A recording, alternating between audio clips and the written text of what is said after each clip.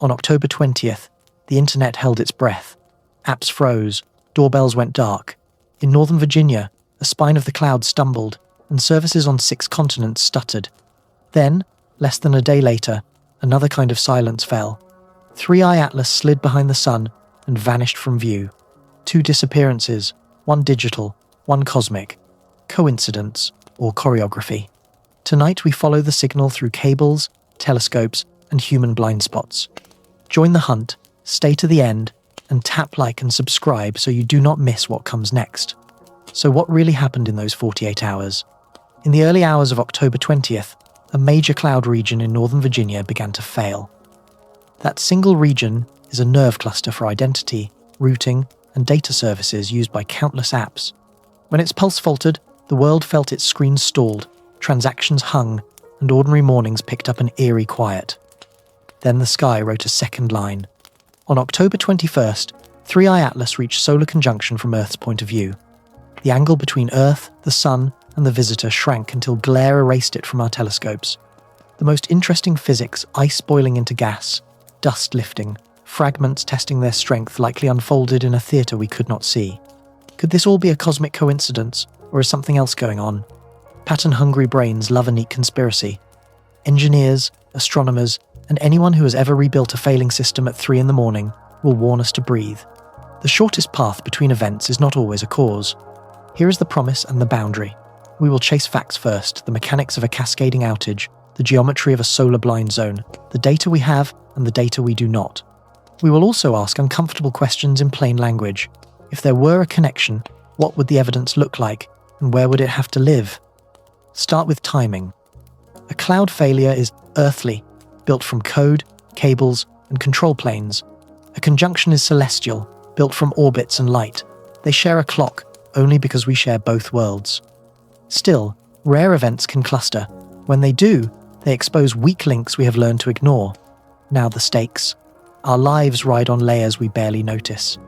Identity checks that whisper yes or no in milliseconds. Domain lookups that act like phone books for machines. Databases that remember who you are and what your world looks like. When the watchers fail, the fixers go blind, and a local bug turns into a global stumble. Our vision of space has its own blind rules. Close to the sun, the sky is too bright for ground telescopes. Space observatories protect their instruments with strict pointing limits. Even the best machines in the right place are forbidden to look if the sun is too near. So we wait, we estimate, we guess, and the curtain does not care.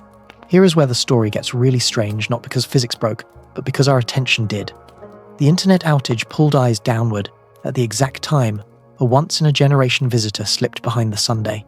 2 senses dimmed at once. Even if there is no hidden hand, the synchronized darkness changes how we feel about risk. So we will operate with 2 compasses. Curiosity points us forward. Discipline keeps us honest. We will mark speculation as speculation, show our work, and ask for the same from anyone making louder claims. If someone says the comet caused the outage, we will ask how, by what path, at what time, leaving what fingerprints. Your role matters. Drop where you are watching from and whether your city flickered during the outage. If you are an astronomer or an engineer who saw something odd, add it. The more eyes we bring, the fewer places the dark can hide. By the end of this film, you will know what a cloud region really is and why one patch in Virginia can touch your living room on the other side of the planet. You will know what a solar elongation angle means without touching a textbook. You will see how coincidences can be both innocent and instructive. Ready.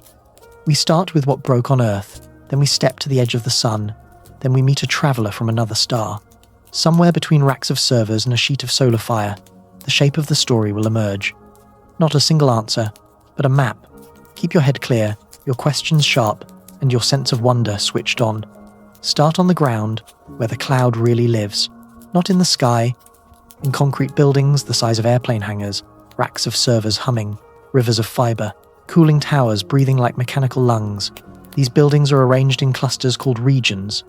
Northern Virginia is one of the oldest and busiest. Think of a region as a city of computers with its own power, networks, and traffic control. Inside that city are districts called availability zones. Each zone has separate power and cooling, yet they are connected by fast private links so applications can spread out and survive a local problem. On paper, that sounds like invincibility. In practice, The same few traffic lights often control the flow for the whole city. When those lights glitch, the jam spreads fast. Now picture the morning of October 20th. A user taps a banking app. That simple tap kicks off a relay race. Step 1. The phone asks a domain lookup service where the bank lives. Domain name system is the internet's phone book. Step 2. The app calls an identity service to confirm the person is really the account holder. Step 3. The app reaches a database to fetch balances and recent payments. Each step depends on healthy networks, healthy routing, and healthy watchers that check whether everything is alive. Here is the weak link that surprises people. The watchers themselves are software. Health checks, metrics pipelines, and control planes decide where to send traffic and when to fail over. If the watchers become confused, they can confidently steer traffic into dead ends. When recovery tools depend on the same systems that are failing, engineers lose their eyes at exactly the moment they need them most. Reports from that morning pointed to a pileup across several foundational pieces. Domain lookups slowed or returned errors. Identity and authorization services faltered. So many apps could not even decide who you were. Databases at the edge of that region became hard to reach or unresponsive. Any one of those would be a bad day. Together they create a cascade. Cascades are sneaky.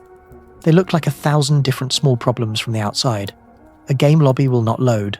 A doorbell camera stops talking. A checkout page spins and spins. Underneath, many of those failures share the same cause. Requests time out waiting for identity. Retries multiply the traffic. The extra traffic makes the slowdowns worse.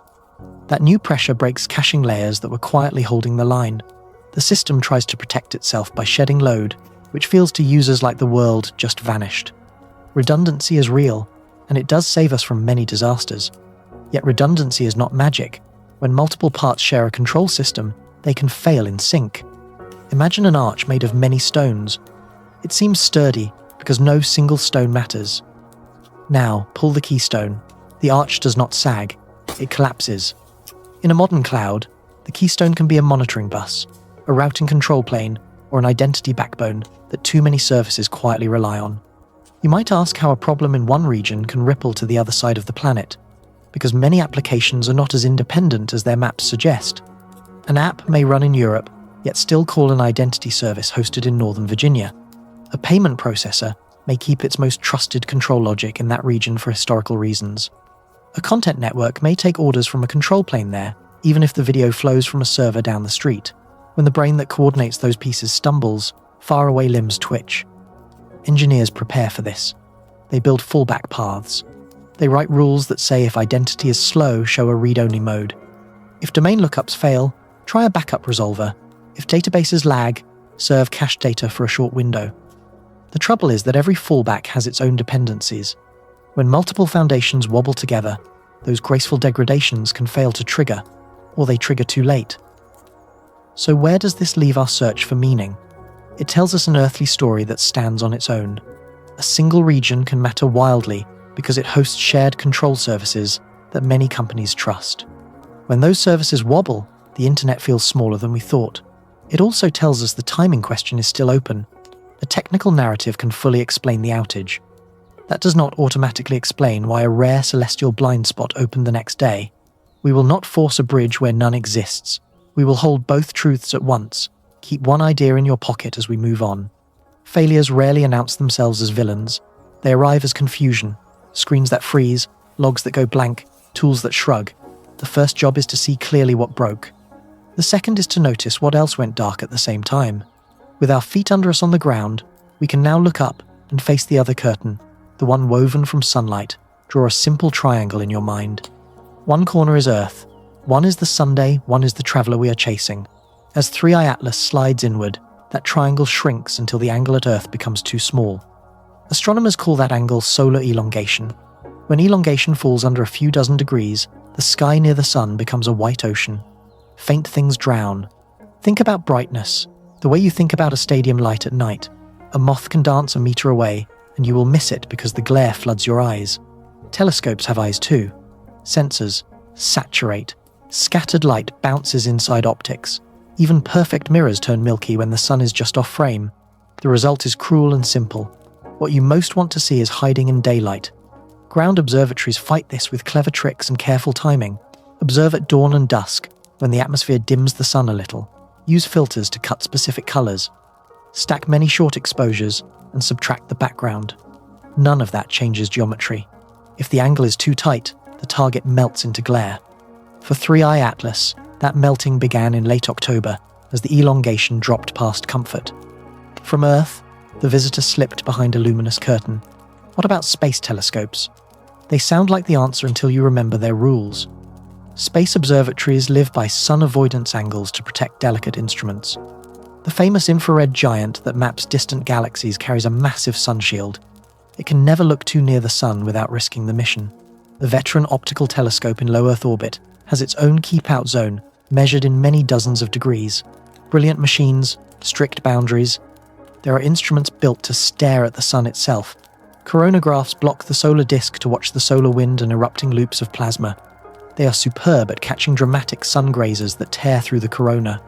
They are not tuned for faint, mid-brightness targets far from the solar limb.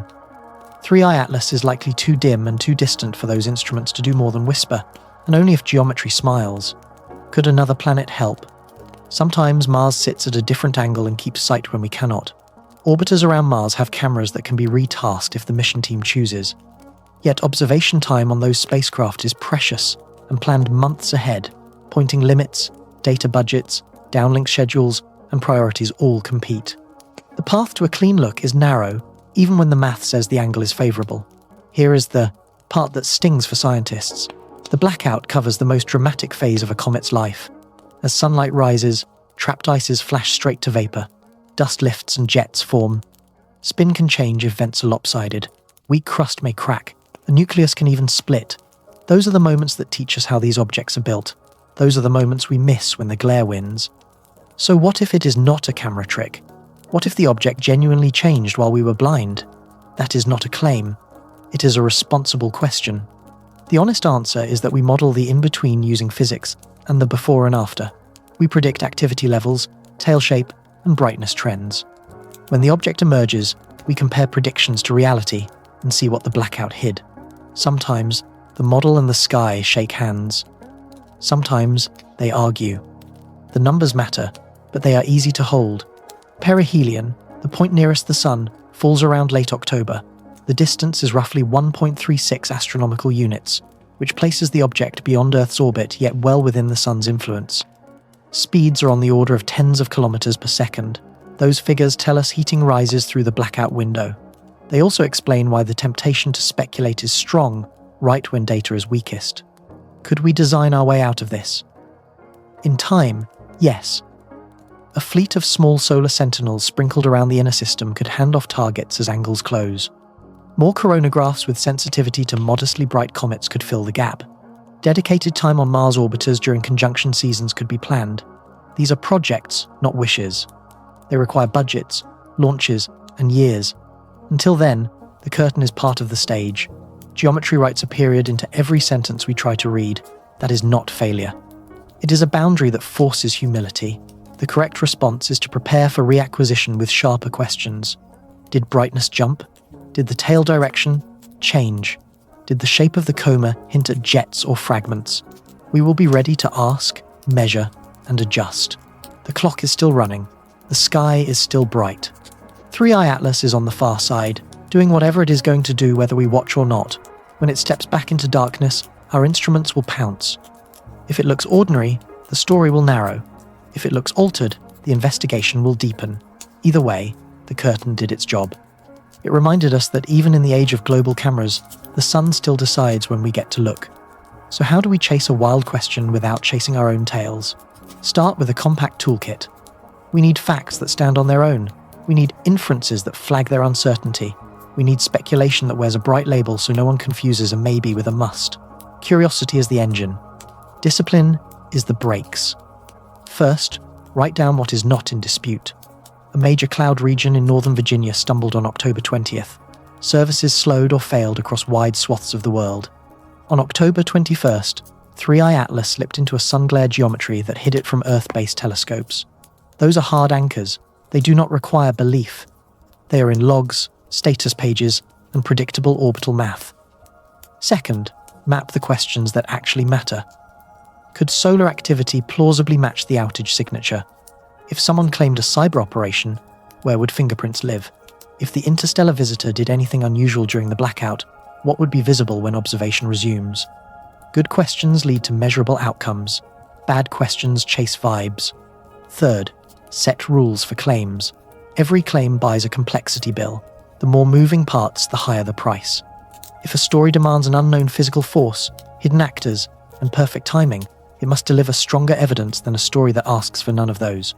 That is not cynicism. That is proportional confidence. Extraordinary claims need extraordinary receipts. Fourth, demand a mechanism. If a cause is proposed, ask how it travels from point A to point B. Through what medium, with what energy, over what distance, on what clock. Mechanisms predict footprints. A solar trigger would nudge satellites, ionospheric readings, and power grids in characteristic ways. A cyber intrusion would leave irregular access patterns, lateral movement, and artifacts in authentication logs. An opportunistic actor moving during chaos would show up later, as odd data flows or unexpected configuration changes during the busy hours of recovery. Fifth, practice timeline judo.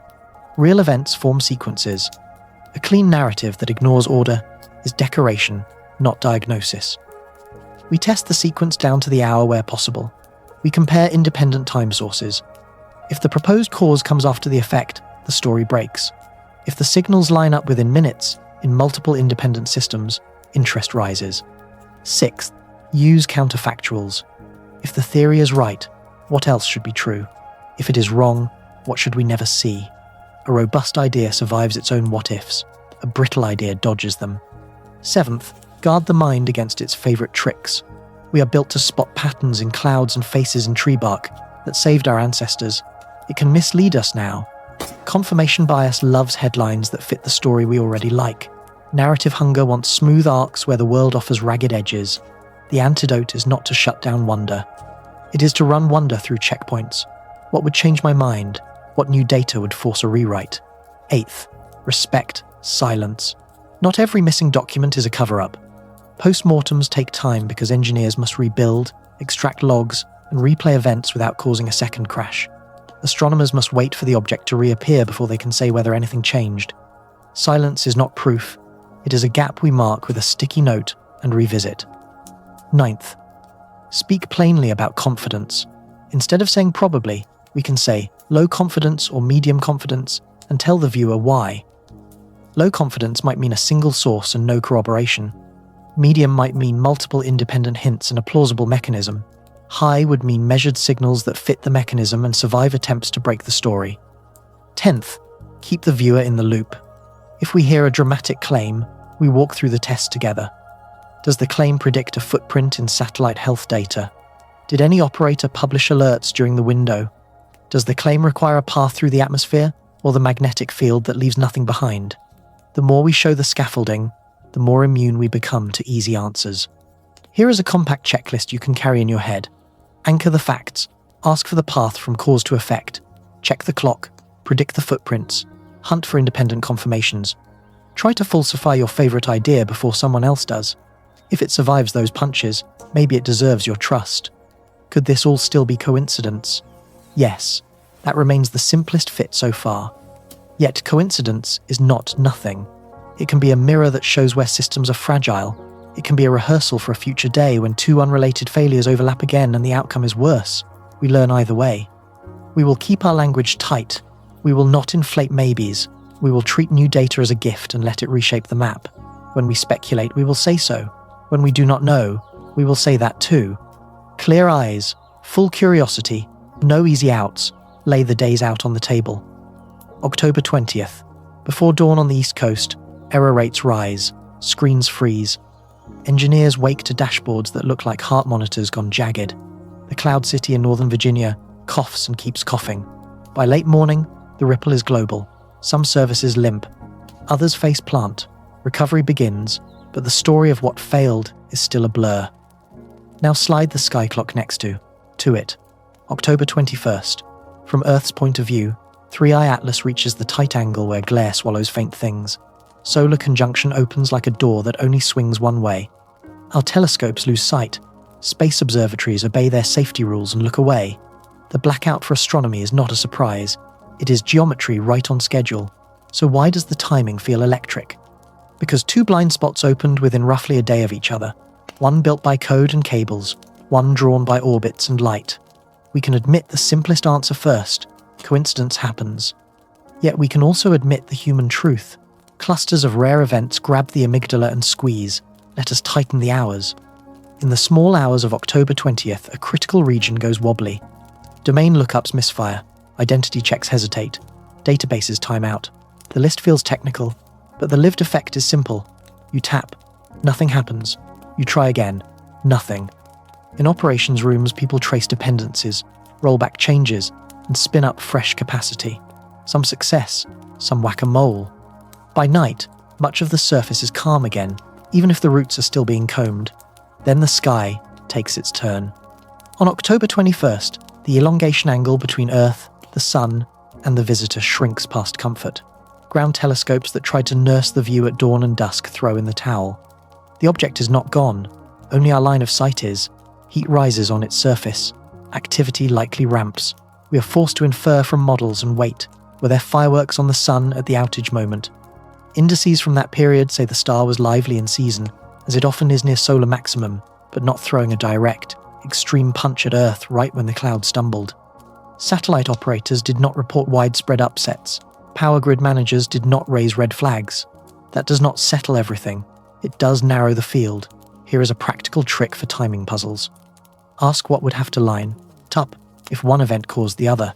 If the sky triggered the outage, we would expect near-simultaneous disturbances in space-based systems that rely on radio and timing. We would expect ionospheric wiggles that change how signals bend. We would expect effects beyond one provider's backyard. The public hints we have do not tell that tale. Ask the inverse. If a human actor timed a hit to match the sky's blind window, where would that timing discipline show up? We would expect coordinated probes across services, test spikes before the strike, or footprints in authentication and network logs, right as defenders were distracted. Without those signatures, the cleaner fit is still a cluster without a conductor. Now the heart of timeline Tetris. Order matters more than poetry. Cloud failure first, conjunction next. The sun's mood at the first moment does not match a classic geomagnetic gut punch. The geometry at the second moment is exactly what the equations predicted months ago. When order and mechanism line up cleanly for the plain story, we let that story lead. Statistical rarity deserves a clear head too. Major cloud events do happen every year. Interstellar visitors are rare. Conjunctions for ordinary comets are common, but for an interstellar object, they're unusual because the objects themselves are unusual. Multiply the rates, and you get a small number. Small is not zero. In a noisy world, small coincidences arrive more often than our intuition expects. So what do we do with the tick marks on this wall? We treat timing as a lens, not a verdict. It tells us where to focus our questions. It does not answer them for us. We can ask whether any independent sensors saw anomalies that match either a solar trigger or a coordinated intrusion at those exact hours. We can ask whether the outage recovery window hid any side activity that only shows up in hindsight. We can plan to compare pre-blackout and post-blackout data on the object the moment it clears the sun's glare. There is also a softer layer. Stories change behavior. When two clocks strike together, even by chance, people remember. Operators may overcorrect toward redundancy. Astronomers may press harder for alternate vantage points near the Sunday. Viewers may become more alert to the idea that complex systems can fail together. That is a useful outcome, even if the cause link is empty. Here is the map we carry forward. Early morning outage on October 20th with a footprint centered in a specific region and radiating outward through dependencies. Predictable conjunction on October 21st, closing our eyes to a rare traveler during its most volatile days. No confirmed physical bridge between the two, a timing overlap that is striking but not decisive. The next steps flow from that map. Keep collecting times, places, and independent confirmations. Keep testing any story against the clock. Keep resisting the urge to paste a single banner over two very different kinds of silence. When the clocks align again in some future week, we will be ready to measure first and dramatize later.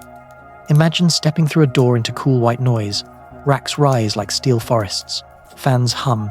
Tiny lights wink in rows that stretch past the far wall. This is the cloud made real. Concrete. Copper. Glass. Every swipe you make and every video you stream takes a walk through these halls.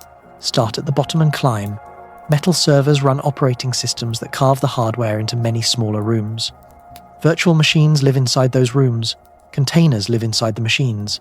Applications live inside the containers. On top of all of it, sit traffic directors that decide where each request goes, and identity keepers that decide who is allowed to go anywhere at all. Threaded through this stack is the control plane. Think of it as air traffic control for everything. It keeps a registry of which service is healthy, where it is located, and how much work it can handle. It speaks to load, balancers that spread traffic. It speaks to orchestration systems that start and stop containers. It speaks to monitoring buses that collect billions of tiny heartbeats. When the control plane is calm, the city hums. When the control plane is confused, the city argues with itself. Health checks are the pulses that prove a service is alive. Every few moments, a watcher asks a question. Are you there? Can you answer quickly? Do you look sane? The answers feed dashboards and alarms. They also guide automatic decisions. A failed check means take that instance out of rotation.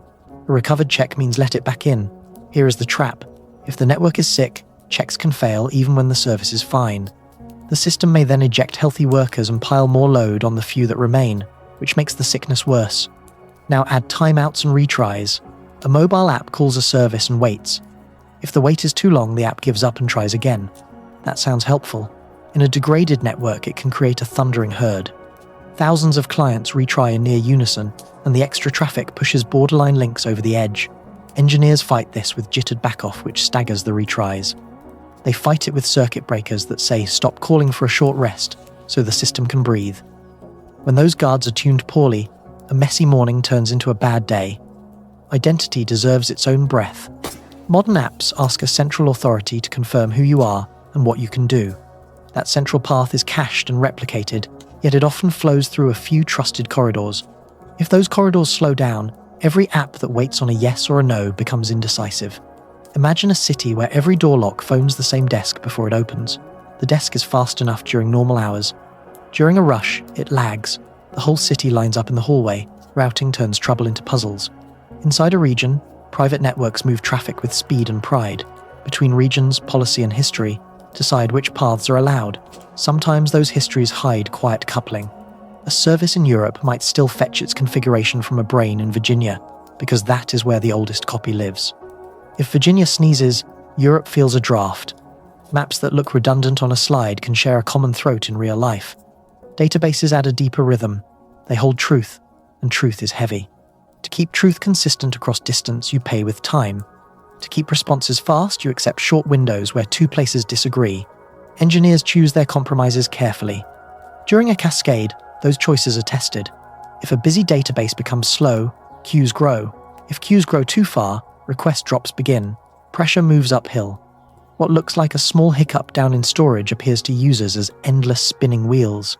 Monitoring is supposed to keep everyone honest. Metrics flow to collectors, logs flow to analysis engines, alerts fire. Humans respond. Yet monitoring is a customer of the same networks and identity services. When links flap and clocks drift, the picture on the wall lags behind the room you are standing in. Teams then switch to pocket tools and direct probes. They roll traffic by hand. They split workloads across zones like firefighters cutting fire breaks. These are craft moments. They save the day more often than we admit. Could better design stop every cascade? No. But design can blunt the worst waves. Separate the watchers from what they watch. Give identity local read-only tokens that work for a few minutes when central authority is slow. Teach load balancers to be skeptical of bursty health check failures during known incidents. Pre-stage canary regions that can absorb overflow without asking a distant control plane for permission. None of this is glamorous. All of it pays rent when the night goes sideways. The most useful shift is cultural. Build for graceful failure instead of flawless success. Users will forgive a read-only mode that speaks quickly. They will not forgive a spinner that never stops. Reward teams that remove hidden coupling and retire heroic single points of truth. Measure practice days as seriously as peak sales days. The cloud is not a place you go. It is a habit of thinking about failure as a first-class design input. Here is the human part you rarely see. During a cascade, engineers narrate their work out loud to keep a shared picture. They call stop when a fix adds more noise than signal. They write down the first clear timeline while the event is still warm. Later, those notes become a post-mortem that teaches the next crew. It is craft. It is community. It is the reason so many mornings end better than they began. The beating heart is not only silicon, It is also the people who keep rhythm when instruments falter. Remember that as we climb back to the sky. The limits on Earth and the limits in space rhyme more than you think. Efficiency is seductive. Fewer vendors, bigger regions, shared services that every app can plug into, like power from the wall. It feels clean, modern, inevitable. Then a morning like October 20th arrives, and we remember the bill. Concentration saves money on calm days and redistributes pain on bad ones. Did we trade too much resilience for simplicity? Look at how the stack has consolidated. A handful of cloud providers run the majority of compute, storage, and networking for the planet. Above them sit a few content delivery networks, a few identity backbones, a few payment gateways, a few messaging hubs. Even when companies claim multi-vendor strategies, key control planes often remain anchored to one favorite region, because that is where the first team built the first version that worked. History becomes architecture. Concentration is not a villain by itself. It brings real upsides. Shared platforms standardize security patches, automate scaling, and give small teams superpowers they could not afford on their own. A hospital, a school, a startup, a city. Service all get world-class infrastructure without building data centers. The question is not whether concentration is bad. The question is what risks it hides until the day we meet them at speed. Here is one hidden risk: correlated failure.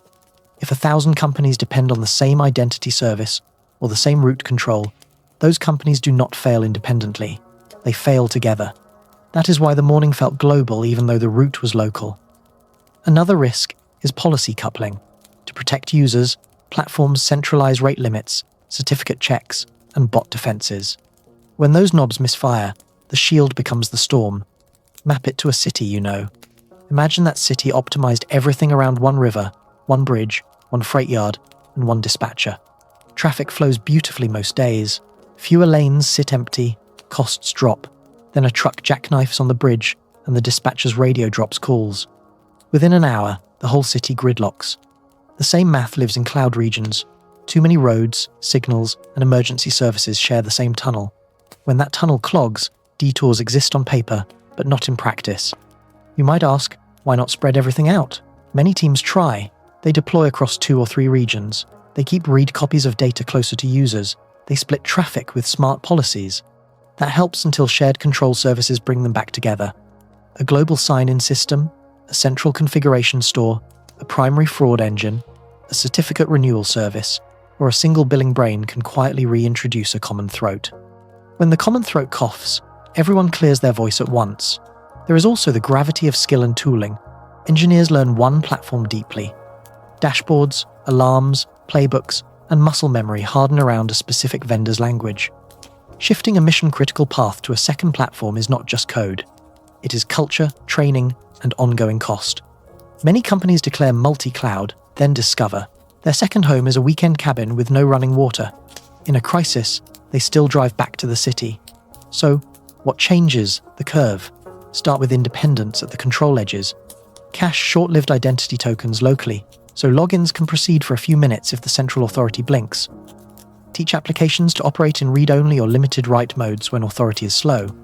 Decouple content delivery from control planes so video or articles can keep flowing even if orchestration is unhappy. Move a slice of decision-making to the edge for time-sensitive tasks so the heartbeat does not cross an ocean for permission.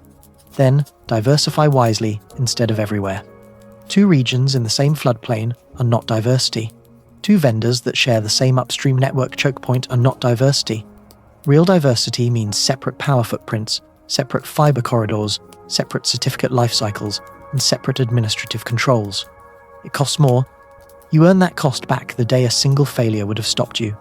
Markets can help, but policy will also knock. When a cloud provider becomes a public utility in all but name, governments start asking for resilience targets and transparent postmortems. That is uncomfortable and healthy. The internet is not a theme park ride we can pause.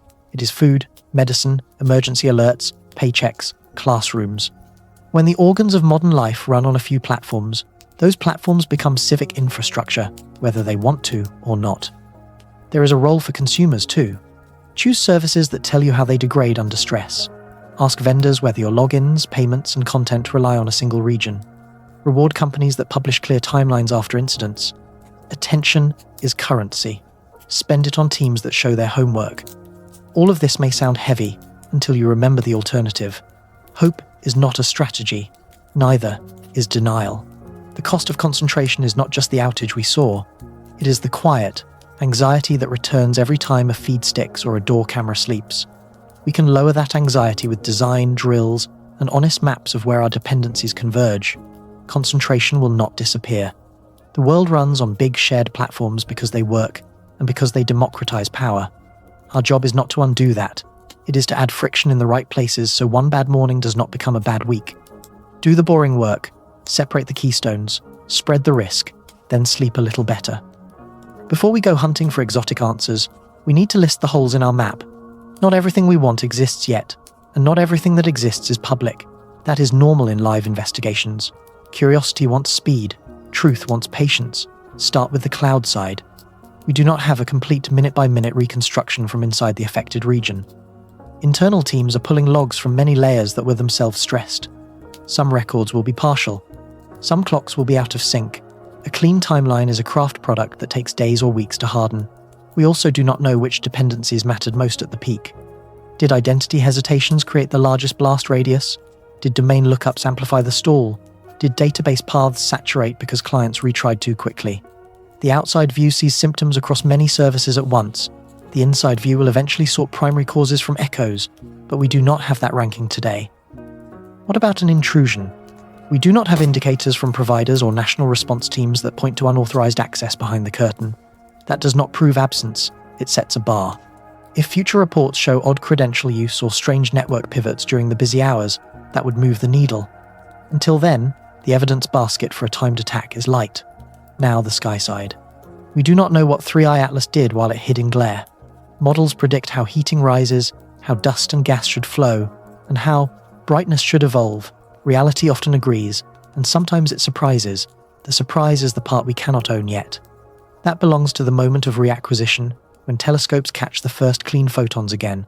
We also do not know whether any off-axis asset kept casual watch. A Mars orbiter might have had a better angle, but pointing rules and mission schedules are tight. A heliophysics instrument might have recorded a whisper at the edge of its field, but those instruments are tuned for the sun, not for an interstellar visitor. Even if a crumb exists, it will take time to surface and to be vetted. Third-party vantage points help, but they have limits. External monitors like internet weather maps see the outside of the cloud. They can show where packets fail and where paths wobble. They do not see inside private fabrics, where the most delicate control planes live. Space weather indices show the sun's mood with solid confidence. They do not track a specific comet's breath by the hour. So, how do we turn unknowns into a productive to-do list? We ask for reports that can move confidence, not just headlines. From the cloud provider, we want a sequence that says what failed first, what failed next, and why the defenses did not cut the cascade. We want to see the measures taken to isolate the watchers from what they watch. We want to know if any cross-region or cross-vendor couplings were stronger than intended. From the astronomy side, we want early brightness measures the day the object returns to dark sky. We want coma shape, tail direction, and any hints of jets or fragments. We want spectra that test whether chemistry shifted as deeper layers were exposed. If the before and after rhyme, good. If they do not, we follow the difference. There is a softer unknown we need to name. What did we miss emotionally because attention was pulled to the outage? People have limited focus.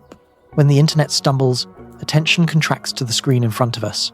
Did this contraction change what stories were told, what data was shared, or what teams requested special observations before the glare window closed? Absence of attention is a kind of data too. Could there still be an unlikely bridge hiding in the noise? We can hold that question without holding our breath. A bridge needs a path, an energy source, and footprints. The more a theory can explain those three with measurements, the more time it earns. The more it waves at mystery without leaving prints, the faster it should fade. Uncertainty does not mean confusion. It means we know exactly where we need better light. It means we will be ready when a postmortem lands, ready when the first post-glare image hits the public feed, ready when a small detail in a chart contradicts the neat story we thought we had. That readiness is the difference between drama and discovery. Here is our stance as we wait. We keep a short list of decisive signals. We judge claims by whether they predict those signals. We do not race ahead of the data. We do not fall asleep at the wheel. The goal is not to be first. The goal is to be right enough that our next question is sharper than our last. The map has holes by design. That is not failure. It is an invitation to fill them with measurements rather than fear. When the missing pieces arrive, the picture will change shape. Maybe a little, maybe a lot. Either way, we will adjust without flinching. If Earth has a daily forecast, the sun writes it. We call it space weather. Sometimes it is blue sky quiet. Sometimes it is a gust that rattles satellites and whispers into power grids. Understanding that forecast matters because it tells us which mysteries belong to the star and which belong to our own machines. Start with the fast stuff. Solar flares are bursts of light and high-energy radiation that fly across space at the speed of light. They reach Earth in about 8 minutes. When they arrive, they stir the ionosphere, that thin, charged shell around our planet that helps radio waves bend and travel.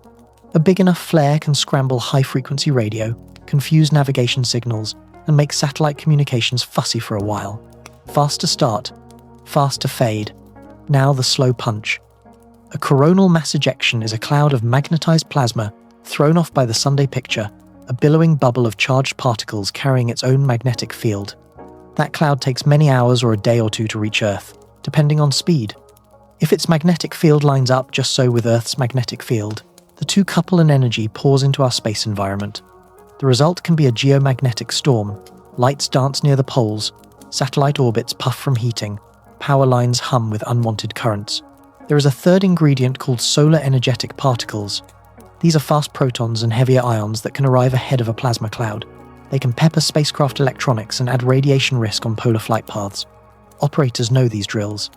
They turn instruments to safer orientations, add extra shielding modes, change flight routes, and watch the gauges. So, what should we have seen in a solar-driven tech failure? Widespread satellite anomalies across many fleets, power grid operators reporting unusual currents, radio blackouts on specific bands, navigation accuracy sliding for hours, and we would expect those reports to come from many countries and many providers at about the same time. A star that shouts does not whisper to only one company in one valley. Could the sun have nudged things in a subtler way? Yes, but subtle still leaves fingerprints. Indices that track geomagnetic activity would twitch, global ionospheric maps would show ripples. Operators would swap notes in near real time. When those needles stay near seasonal norms, it becomes hard to hang a complex outage on a solar hook. Here is where the season matters.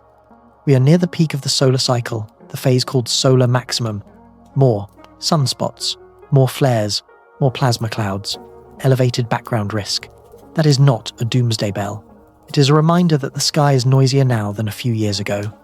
On any given week, the sun may grumble. On a few, it will roar. So why does the outage story not read like a solar storm? Because the signatures do not match. If the star had thrown a strong punch straight at us during those hours, satellites would have hiccuped in clusters, radio maps would have darkened in bands, and grid managers would have raised alerts. Instead, the pain was concentrated inside one cloud region and in services that depend on it. That feels like plumbing, not weather. This is not a dismissal of space weather. It is a placement.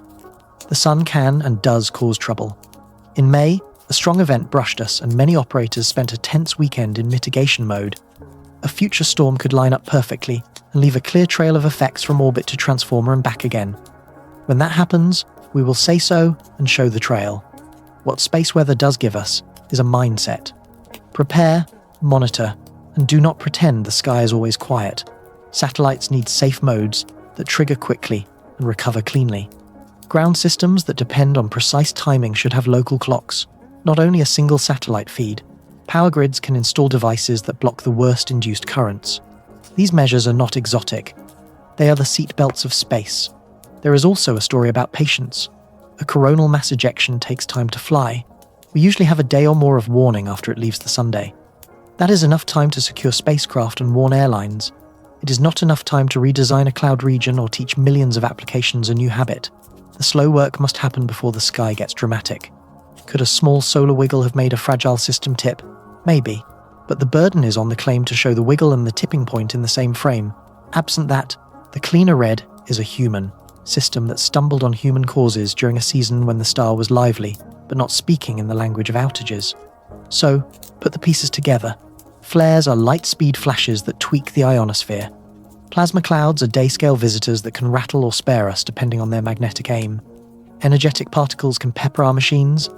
During the hours that mattered most to our outage, the sun was not delivering the broad, loud signature that matches what we saw on the ground. That points the investigation back to code, cables, and control planes.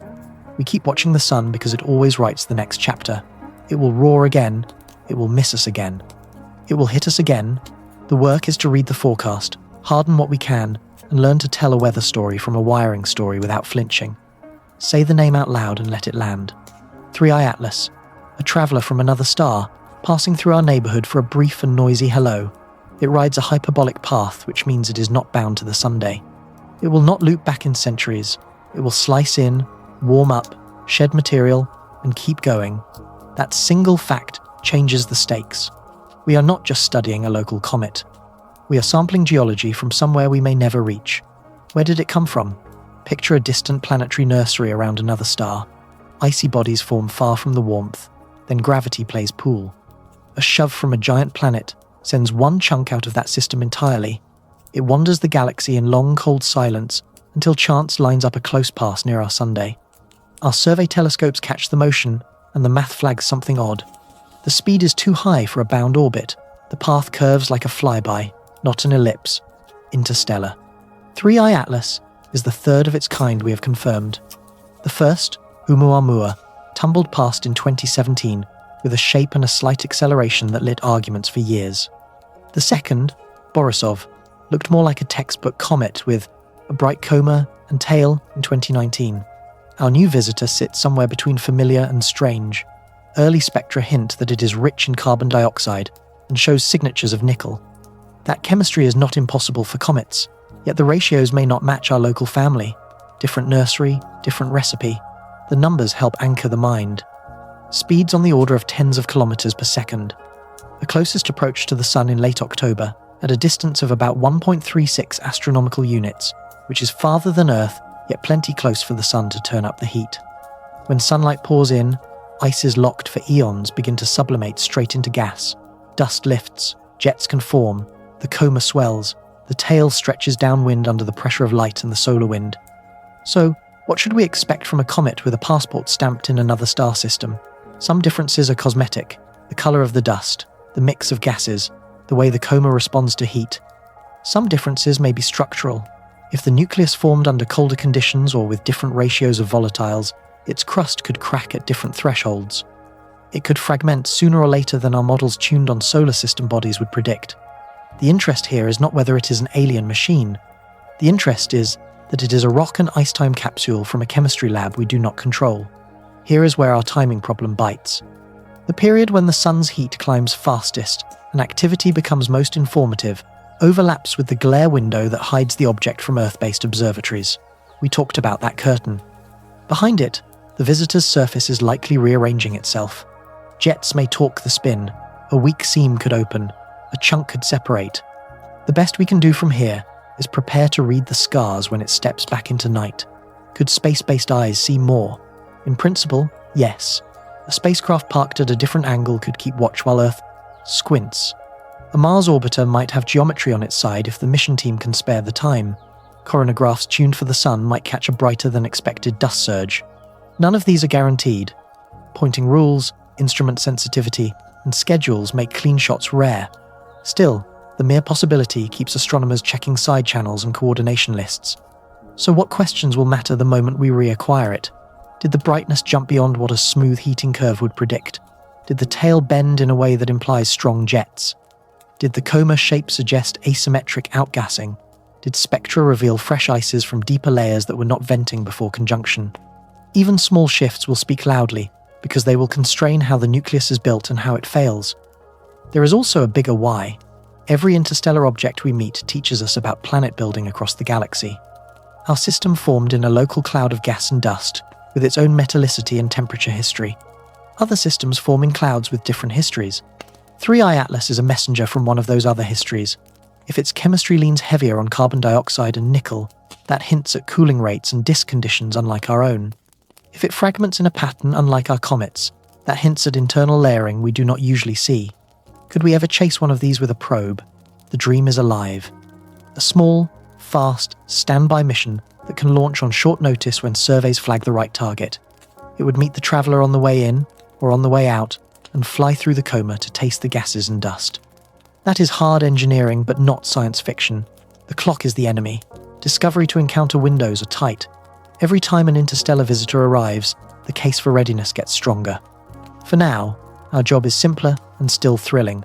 Keep the models honest, keep the telescopes ready, keep the questions sharp. When 3i Atlas steps out from behind the sun, we listen.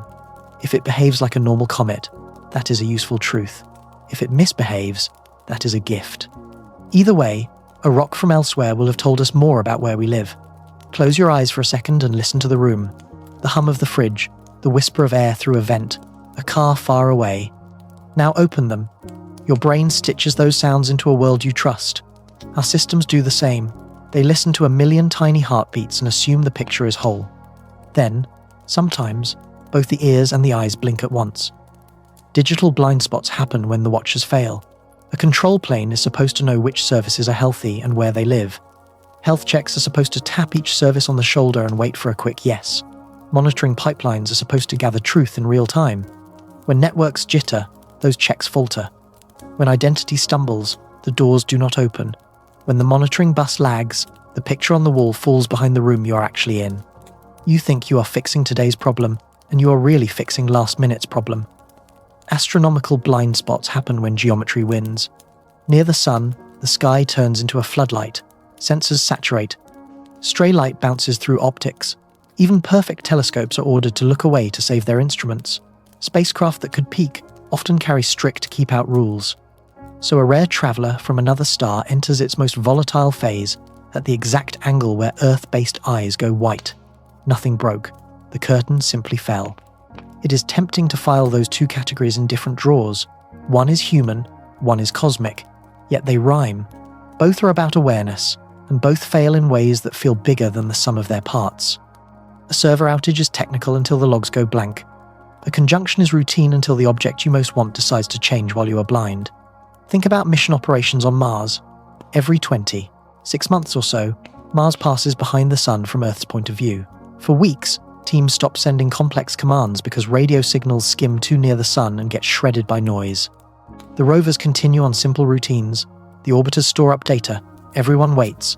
Not a failure, a boundary. When the geometry lifts, full conversations resume and the backlogged story spills out. Now think about a hard morning inside a cloud region. Dashboards flicker, some alarms fire, others stay silent because the pipeline that carries alarms is sick. Teams switch to pocket tools. They probe services one by one. They draw the first honest map on a whiteboard because the fancy map is lagging. Again, not a failure of intent, a boundary enforced by complexity. So, what changes when blind spots overlap? Even without a causal bridge, synchronized darkness changes behavior. Engineers become more cautious about shared dependencies. Astronomers push for alternative vantage points that can keep watch while Earth squints. Viewers start to recognize that two independent systems can slip at the same time, which is not a conspiracy so much as a wake-up call. There is also a psychology we need to name. Humans overreact to coincidence because it feels like a pattern.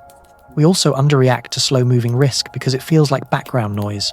Dual blind spots hit both instincts at once. The event feels uncanny, so our pattern hunger spikes. The fix requires boring work, so our attention drifts. Naming that tension helps us steer between gullible and numb. Living with blind spots does not mean shrugging. It means designing with humility. In the digital world that looks like separating the watchers from what they watch, giving local components short-lived passes so they can keep operating for a few minutes when the central authority hiccups, and rehearsing manual control when dashboards lie. In the sky world that looks like planning coordinated handoffs between observatories, reserving time on instruments with different safety angles, and investing in small sentinels at new vantage points so a single glare does not silence everyone at once. What about personal blind spots? We all have them. When your banking app fails, you hit refresh again and again, even though that makes load worse. When a news story reads like a thriller, you share before you check. The fix is simple and hard. Pause. Ask what else should be true if the story is true. Ask what would change your mind. Curiosity with brakes travels farther than certainty on ice. There is one more rhyme worth hearing. On bad days, both kinds of teams choose patience over drama. Spacecraft operators accept windows of silence because pushing commands through sun static can brick a mission. Cloud operators accept slower, safer rollouts because a rushed fix can widen an outage. In both cases, the headline can look like inaction. In both cases, the restraint is the work, so we keep two ideas in our pocket. Blind spots are inevitable. They are also designable. We cannot remove every curtain, but we can decide where the curtains fall and how quickly the lights come back on. The practical version of that idea is unglamorous. Separate keystones, practice degraded modes, share postmortems in plain language, fund the eyes that watch while others blink. The rare week when two different curtains fall together is not proof of a hidden hand. It is proof that our picture of the world is always stitched from partial views. That is not a reason to panic. It is a reason to invest in the stitches. When the lights dim again, and they will, what we built beforehand will set the tone for what happens next. Here is the cinematic version. A well-resourced actor watches the calendar, marks the week when 3-Eye Atlas disappears into glare and hits a keystone cloud region while the sky steals attention. A plot like that has symmetry. Darkness above, darkness below. Could someone actually do it? Yes. Would they? Maybe. Did they? That needs receipts. First, motive. Timing a disruption to an astronomical blind spot buys a story even if it buys no technical leverage. Confusion is a weapon. Newsrooms split their focus. Regulators hesitate to name a cause. Defenders must triage two narratives at once. A skilled adversary loves noise, and this week had plenty. Second, means. Taking a critical region to its knees is not a script kiddie move. You need access or a bug that scales. Paths exist. Compromised credentials that open the wrong door. A subtle change in a control plane that looks like a routine update. Pressure on health checks that tricks load balancers into ejecting healthy workers. If you can nudge identity or routing at the right moment, the system may amplify your nudge into a fall. Third, fingerprints. A real attack says hello, in messy ways. You would expect a trail of logins from odd networks, privilege that expands at 3 a.m, new service tokens minted just before things wobble, config changes that edit a few lines in quiet corners. Data exfiltration spikes, while defenders are heads down on recovery, lateral movement through machines that normally never talk, command and control beacons that flare and then go silent. Perfect ghosts are rare. Even good operators shed tiny hairs. Fourth, choreography. If the goal is to blur attribution, you do not hit everything at once. You seed multiple small failures that look like each other. You push test pulses days ahead to learn which monitors alert and which ones fail quietly. You map the phone tree between control planes. When you finally move, you start where the watchers are weakest and where manual rollback is slow. The objective is not drama. The objective is ambiguity and time. What would investigators do in response? They freeze configuration channels and require human eyes on every change. They pull authentication logs for the days before and after. They compare access patterns to normal weeks. They gather network flow data from the private fabric and the public edge. They check hardware management ports that few people watch. They ask threat intel teams whether peers saw related probes. They scrub backups of critical control systems and rebuild clean, rather than trusting anything that touched the blast radius. So, what do we know right now? Public signals do not show a concurrent wave of security alerts from independent firms during the outage hours.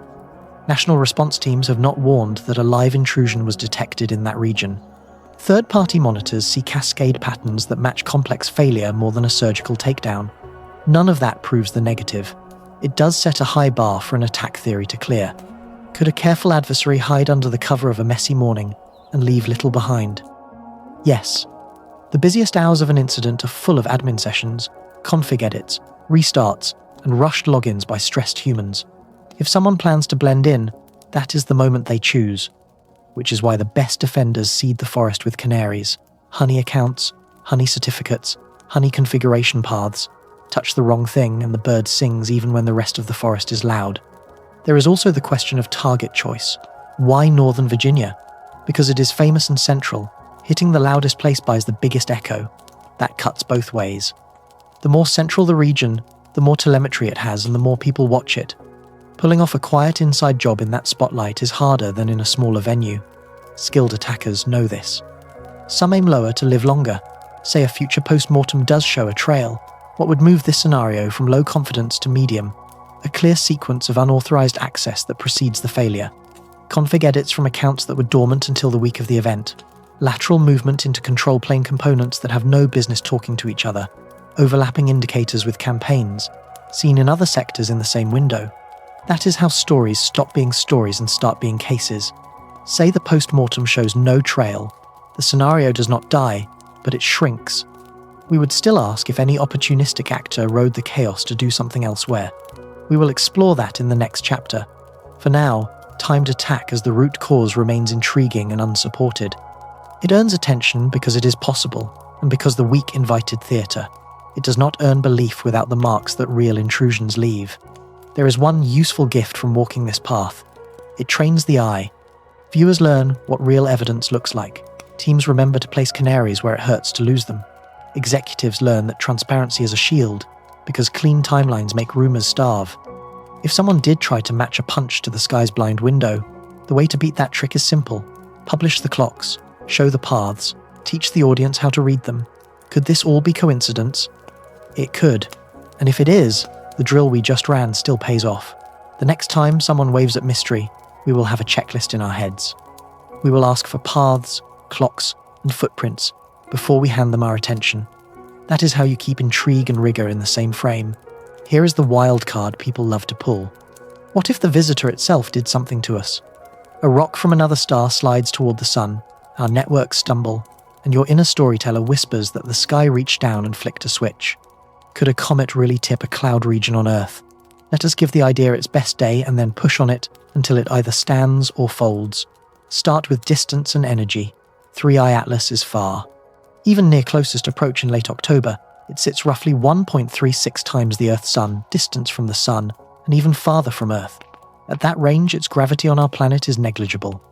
Its light is just reflected sunlight, plus a soft glow from dust and gas. No built-in transmitter, no power source beyond the sun's heat, turning ice into vapor. If you want a physical effect across that gulf, you need a medium and an energy budget big enough to matter.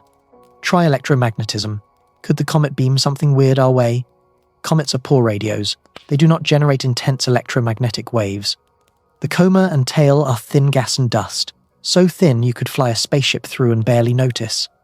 Charged particles are present, but they disperse into space like smoke in wind. By the time any of that spread reaches Earth, it is spread over volumes so large that the energy per square meter is effectively nothing. If a signal was strong enough to touch ground networks, it would first rattle satellites, radio links, and ionospheric measurements across many countries. We did not see that. Try plasma tricks. Could the comet's interaction with the solar wind trigger a chain reaction? When sunlight heats the surface, outgassing creates a local bubble of plasma around the nucleus. The solar wind sweeps that material back to form an ion tail. Beautiful, yes. Planet scarring, no. The scales are wrong by orders of magnitude. The sun bathes the whole solar system in a constant wind. A tiny island of cometary plasma cannot modulate that ocean in a way that singles out Earth without leaving giant footprints in every space weather index we use. Those indices looked seasonally active, not exceptional. Try gravity again. Could a flyby tug satellites or perturb orbits in ways that cascade down into timing faults and outages? The gravitational influence of a small icy body at interplanetary distances is microscopic. The moon moves ocean tides. Jupiter nudges asteroid belts. A modest nucleus a long way off does not budge clockwork that requires a telescope to even measure. If gravity were the lever, precise tracking of satellite orbits would have shown a coordinated twitch. It did not. Try unknown physics. This is where imaginations sprint.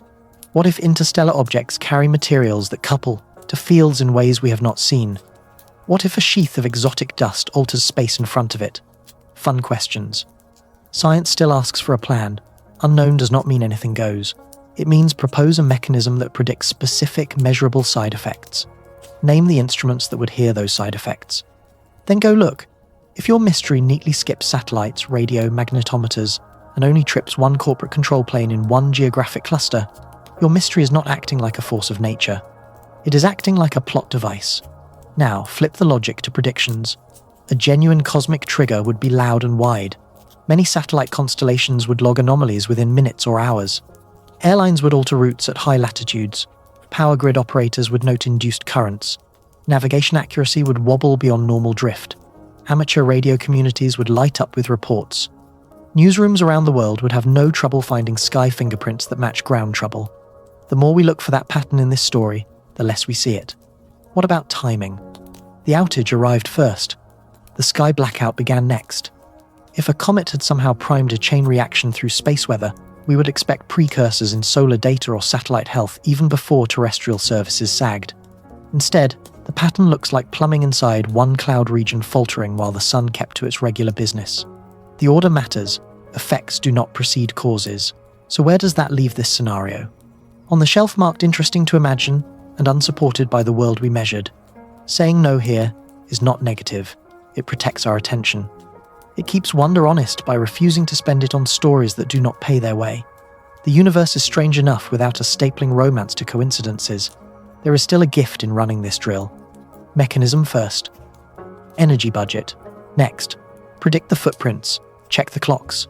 These 4 moves work on sky myths and ground myths equally well. The more you practice them, the less likely you are to be fooled when a headline tries to sell mystery without receipts. Could a future cosmic event harm terrestrial systems? Absolutely. A major solar storm can batter satellites and grids. A close passing body could throw dust into a planet's path under the right geometry. Those are real, modelled risks with real signatures. 3i Atlas at this distance is not that event. File Scenario B as a story we tested and retired, then carry its lessons forward as a shield against the next seductive coincidence. Picture the scene from an attacker's point of view. A major region is on fire, dashboards are red, humans are rushing, change windows are blown open. You did not cause the outage, you did not need to. You only needed to be ready when everyone else looked left, so you could move right. That is chaos as cover. Why would someone choose this move over a big flashy takedown? Because cover buys time. During a cascade, defenders grant emergency access, spin up new instances, rotate keys in a hurry, and disable noisy alerts so they can hear themselves think. Those are all good responses when done carefully. They are also a fog that hides small footsteps. A patient intruder loves fog. What plays are most attractive in that fog?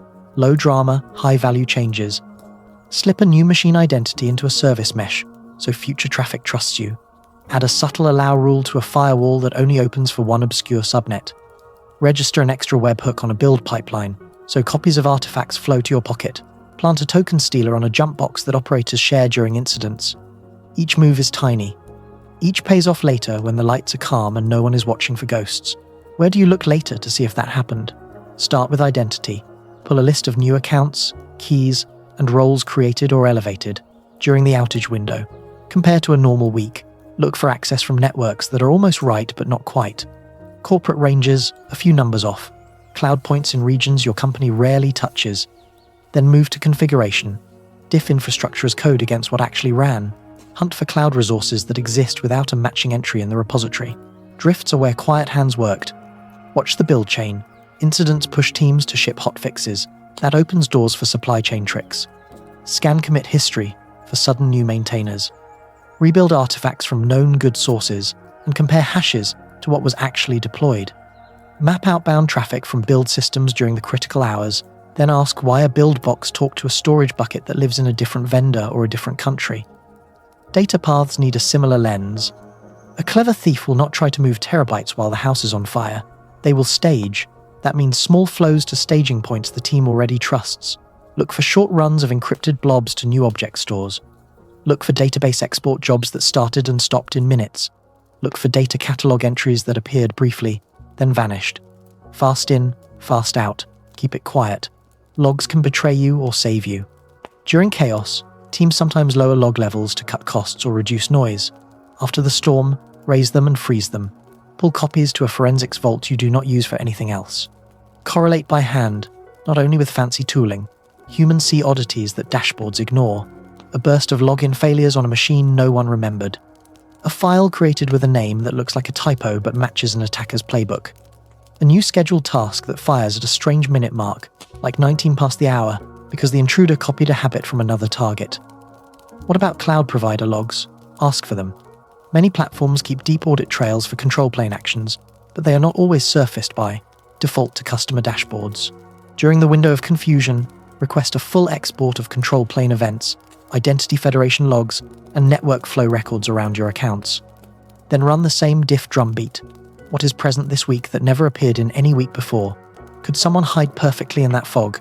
Rarely, and the odds fall the longer you look with intent.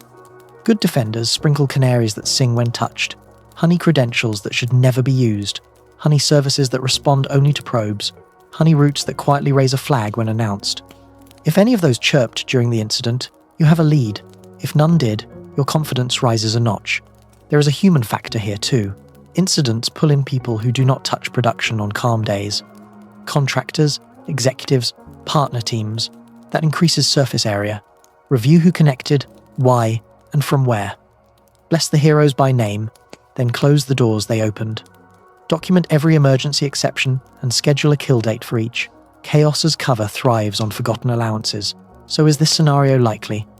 It is plausible and worth checking, even if the root cause of the outage stays purely technical.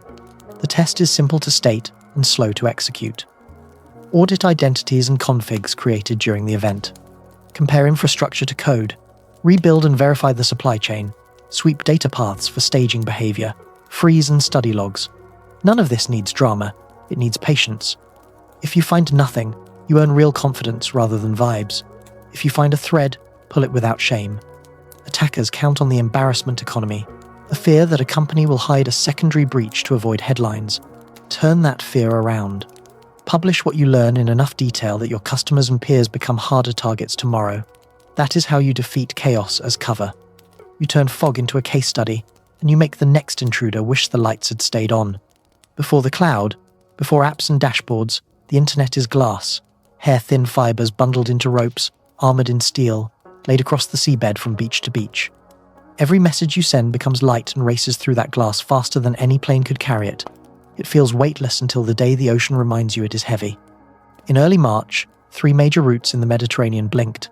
The AAE-1 trunk, the Simi-We-5 path, the Italy-Greece corridor. Capacity sagged across southern Europe and into the Middle East. Providers rerouted traffic north through longer paths. Latency ticked upward. Some services felt sluggish. Others fell off entirely for pockets of users whose providers had few alternate doors. The official story mixed 2 old villains' Earth that moves and anchors that drag. Subsea cables are marvels and compromises. A single fiber pair can carry mind-bending amounts of data, yet the whole cable can be wounded by geology, fishing gear, or a ship that drops metal teeth where it should not. Near shore, where waves and anchors roam, cables are buried. Farther out, they lie exposed on plains and drape over ridges. Repeaters sit every few dozen kilometers, tiny lighthouses amplifying faint signals so bits can run thousands of kilometers without resting. Redundancy exists, but it is not endless. The global map looks like a bowl of spaghetti, yet much of that pasta funnels through a few straits and landing stations. The Mediterranean is a choke point. So is the Suez Corridor. So is the narrow throat between Sicily and the Italian mainland. When 2 or 3 lines in the same corridor go quiet at once, traffic does not glide around like water. It bangs against the sides, then squeezes through whatever is left. Picture the moment from a network operator's chair. Routes are advertised and withdrawn. Automatic systems shift flows to surviving links. Transit providers sell capacity at emergency rates. Backhaul links that were fine yesterday now carry, double or triple their usual load and begin to drop packets. Users far away from the cut feel the echo as their packets take the scenic route through northern Europe, then east, then south again. A video that usually arrives in a few dozen milliseconds now takes a few hundred. That difference is the line between smooth and stutter. Repairs are slow because the sea is slow. A specialized cable ship must sail to the break. Robotic eyes dive and find the wound. The crew hauls the cable to the surface, like a fisherman retrieving a net the length of a country. They splice, test, and lay it back down in calm weather if the weather allows. Meanwhile, the world keeps talking, and the detours keep straining the rest of the map. 3 weeks can feel like a season when your backbone is limping. Why does this matter to our larger story? Because it exposes the lie we tell ourselves about the cloud floating above geography. The cloud stands on glass wires on the seafloor. A keystone region can be robust in code and still be brought to its knees if the pipes that feed it thin out.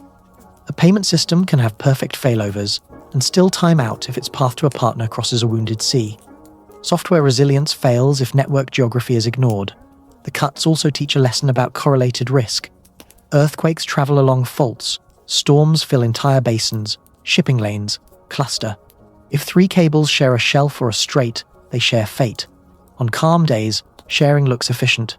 On bad days, it becomes a single point of failure with a better disguise. The fix is not to lay infinite cables, it is to stop pretending that 2 lines in the same trench equal diversity. There are better patterns. Land at different beaches, climb to different terrestrial backbones, Use separate power feeds in separate stations with separate teams. Pair undersea capacity with satellite failsafes for essential control traffic, not as a full substitute but as a heartbeat that keeps coordination alive during repair weeks.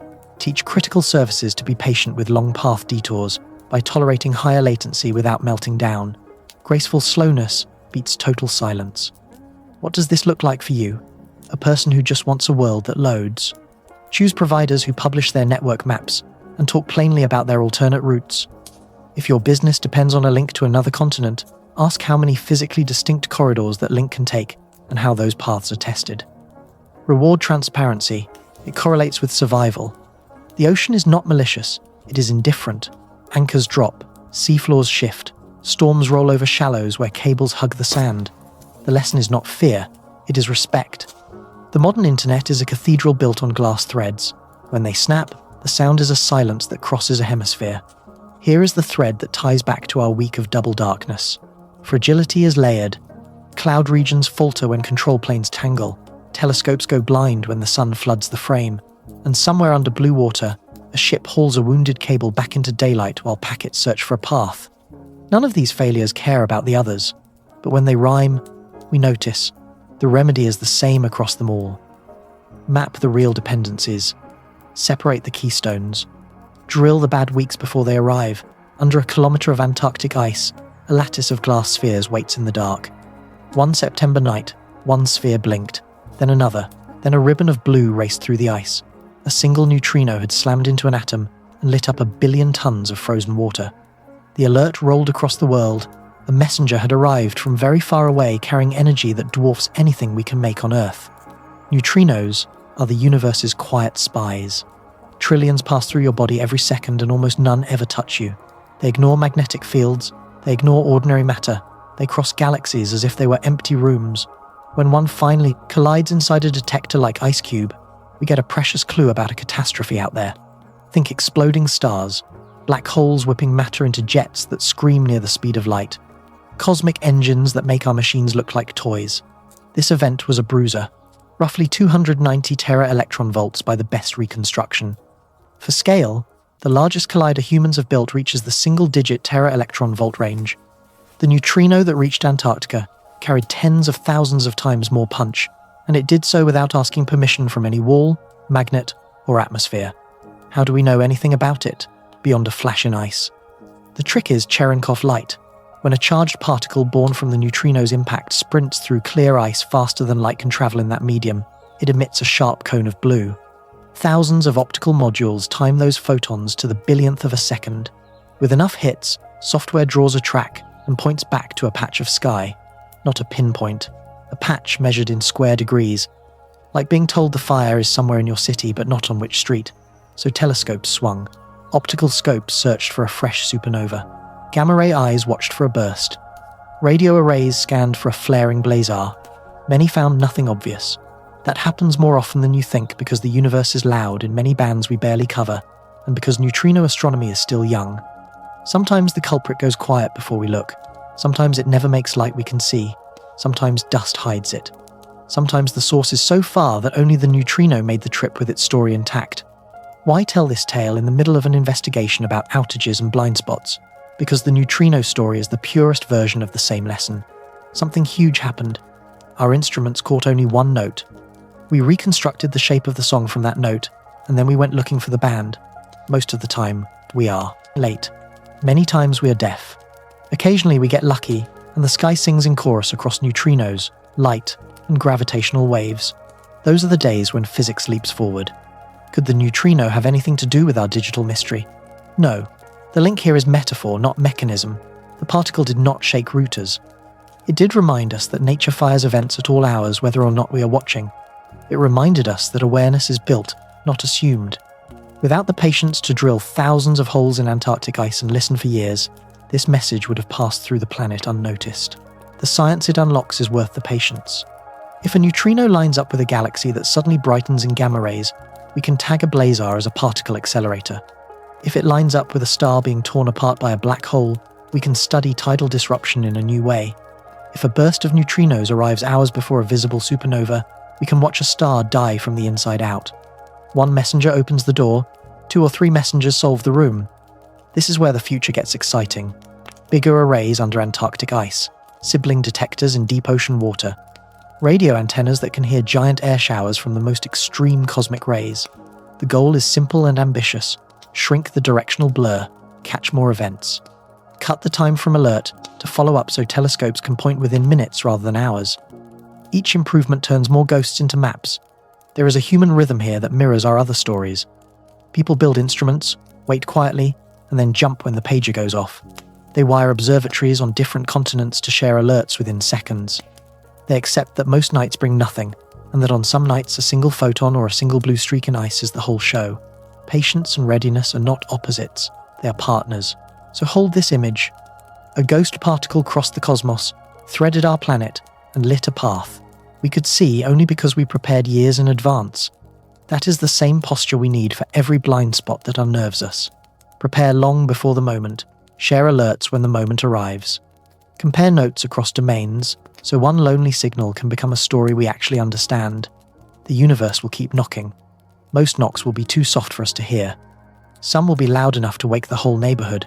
If we keep building ears in ice and eyes on mountains and open lines between them, we will miss less and learn more. And when the next ghost arrives, we will be ready to follow. In May, the sun cleared its throat, and the whole space weather community sat up straight. A broad burst rose from an active sunspot region, a grand bubble of magnetized plasma hurled into space. Models said it was headed our way. Arrival time in 2 days. Potential strength high enough to make old case studies look small. For a weekend, the forecasts felt like waiting for a storm with no windows to see it coming. Here is the part of solar storms that decides everything. The magnetic field inside that plasma cloud carries a direction. If that direction lines up southward, against Earth's northward shield, the two fields lock together and energy pours in. The numbers climb. Auroras brighten and march toward lower latitudes. Satellites feel drag rise as the upper atmosphere warms. Power grids hear slow waves of current whispering along their longest lines.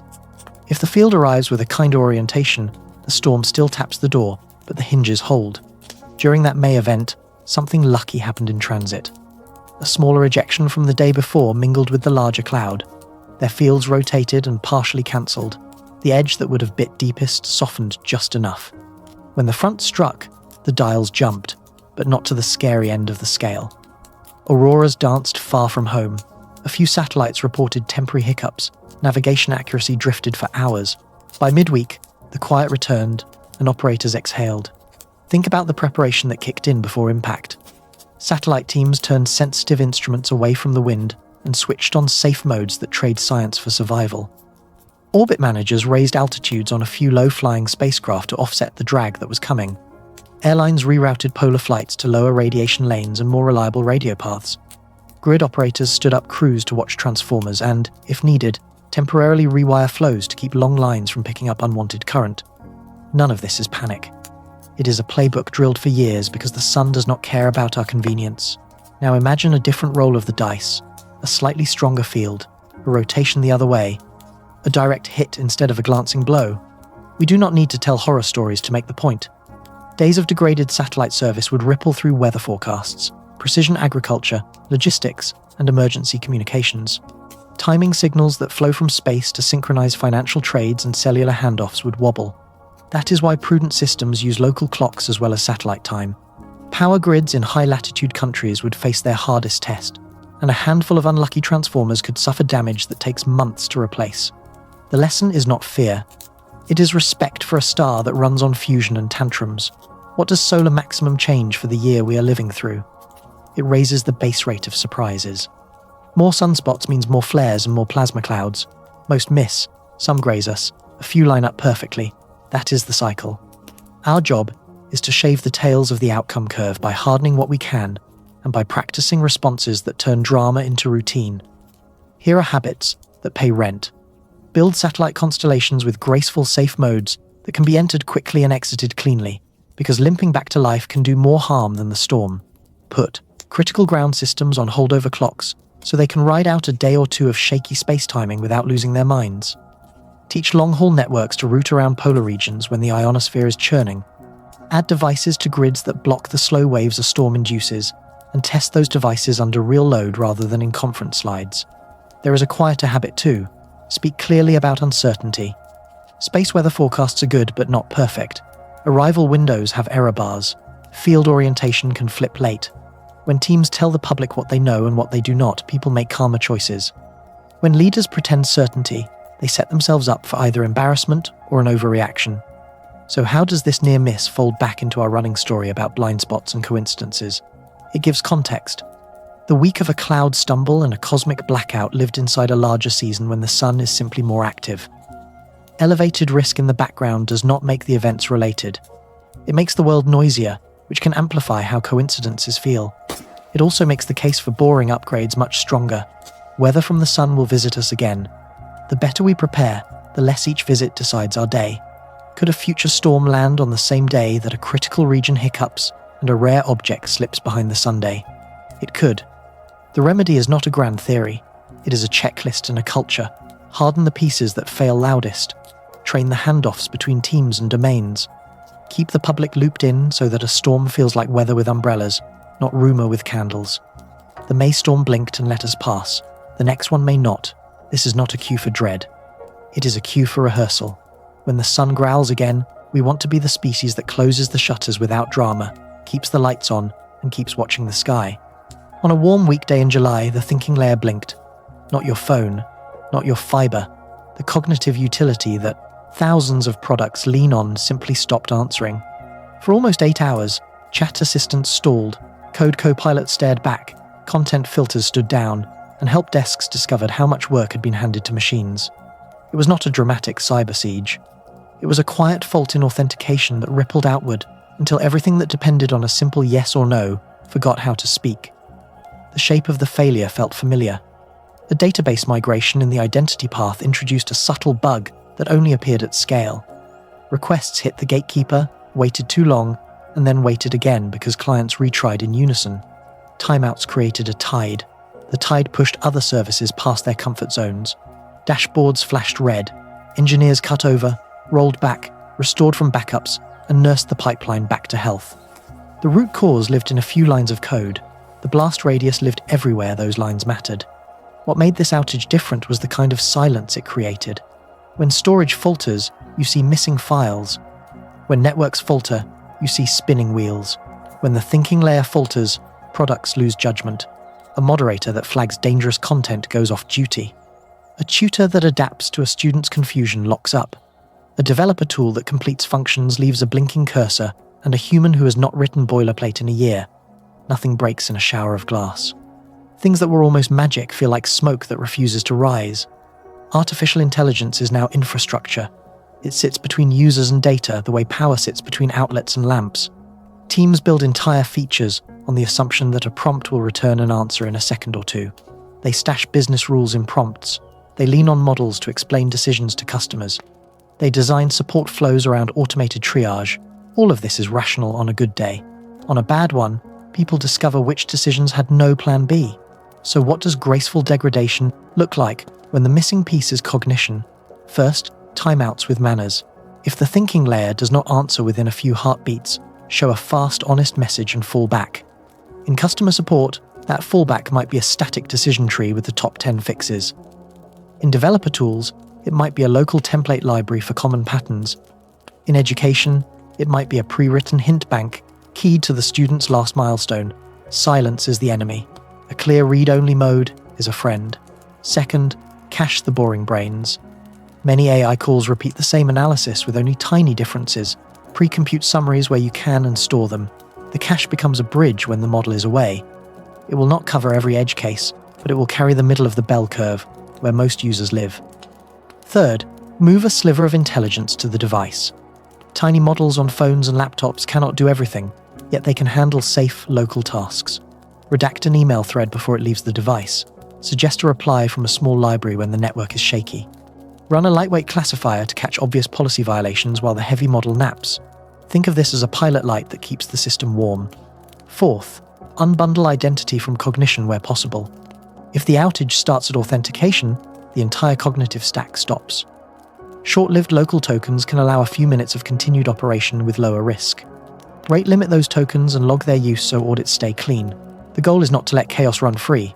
The goal is to avoid freezing the whole house because one lock jammed. Fifth, rehearse the quiet. Teams drill for data center failure and for network partitions. They rarely drill for a brain that does not speak. Practice a day when the model returns nothing. What error text goes to users? What controls appear? Which workflows pause and which continue with guardrails? Write the copy now. Ship the code now. The day you need it, you will not have time to debate phrasing. There is also a cultural shift hiding here. Treat AI outputs as advice with confidence, not as a single source of truth. Build interfaces that show when a result is cached, when it is live, and when it is approximate. Give users the option to accept, edit, or defer. When the system returns, let the backfill happen gently, rather than dumping delayed decisions on a fragile morning. You can feel the theme connecting to everything we have covered. Centralization makes life easy, until it does not. Hidden couplings turn a small fault into a wide shadow. The remedy is not to abandon shared intelligence. It is to diversify the keystones and to make slowness survivable. If a thinking layer becomes a utility, it must behave like one. Clear maintenance windows, crisp incident notes, honest postmortems, contracts that include service levels for advice, not just connectivity. Could a thinking outage align with a cloud stumble and a cosmic blackout again? It could. The fix is the same checklist we keep pinning to the wall. Separate the watchers from what they watch, add local grace, cache the ordinary, practice the bad day. Teach products to speak plainly when the magic is off. That is how curiosity survives the quiet. The curtain lifts. Night returns to the patch of sky that has been off limits, and all the observatories that circled dates on their calendars come alive. Reacquisition day is not a single image. It is a sprint of measurements that must land in a clean order, so we can tell whether 3i Atlas behaved like a regular comet or wrote a stranger script while we were blind. First comes the simplest test that is also the most powerful: brightness. Telescopes measure how much light the coma and tail reflect, then compare that number to the curve predicted before conjunction. If the visitor glows exactly where the model said it would, the nucleus probably weathered the heat without a major upset. If it is brighter by more than a small step, that hints at fresh surfaces or fragments that increase the reflecting area. If it is dimmer, that hints at a crust that sealed up or a nucleus that shed mass and now vents less. Second is shape. Even a small telescope can see whether the coma is round or lopsided, and whether the tail points where sunlight and the solar wind say it should. A lopsided coma can mean strong jets blowing from one hemisphere. A tail that bends or splits can mean outbursts that came and went. Teams will stack short exposures to see faint structures that reveal the direction of the jets and whether any pieces appear to be travelling with the main body. Third is motion on the sky. Astrometry sounds abstract, yet it is simply the art of telling exactly where the object sits against background stars. Reacquisition brings a fresh set of positions that feed straight into trajectory solutions. If the path matches the pre-blackout track, confidence rises. If tiny non-gravitational shifts appear, that usually means outgassing pushed the nucleus a little while we were blind. Those shifts are not sci-fi. They are the gentle tug of venting gas acting like a thruster. Fourth is color and chemistry. Spectra split the light so we can see fingerprints of gases and dust. Early data suggested rich carbon dioxide and hints of nickel. On reacquisition, we check that mix again. If deeper layers were exposed, we might see new bands brighten. If the ratios change, that tells us the surface evolved during maximum heating. Even modest differences matter, because they write a travel diary about where and how this body formed long ago around another star. Fifth is rhythm. Rotation can be measured by watching small changes in brightness over hours. Jets that point like sprinklers create regular flickers as the nucleus spins. If the period changed since July, that means thermal torques did real work while we could not watch. A faster spin might hint at mass loss or jet rebalancing. A slower spin might hint at shedding that carried away angular momentum. Either outcome narrows the models of internal structure. Sixth is the search for fragments. Astronomers will sweep a small field ahead of and behind the main point of light. Any tiny companions that share the motion could be shards pulled free by stress cracks. Fragmentation does not automatically mean drama for Earth. It does mean we get a better look at interior materials that have not seen sunlight for deep time. Seventh is time series discipline. The first night is vital, and the second and third can be even more telling. Activity often spikes and settles. A single snapshot can lie by accident. A week of night-to-night curves tells the truth. This is where a worldwide chain of medium telescopes shines.